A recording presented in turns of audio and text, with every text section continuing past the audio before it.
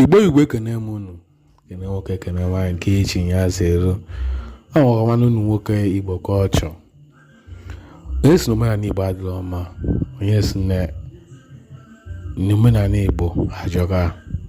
my brother my sisters omenala Igbo amaka ọ depend ka nwa bụ n'ime Igbo n'ime omenala Igbo ka isi emie a na-eme wute eziokwu n'ụbọchị vidio a n'ụbọchị mana anyị nwoke emile everybody ma ya ma sabari ọ na mgwu ka ọ bụ eji eme egwuregwu because imejiri nsabari egwuregwu na ọ wee na-eme omenala wute eziokwu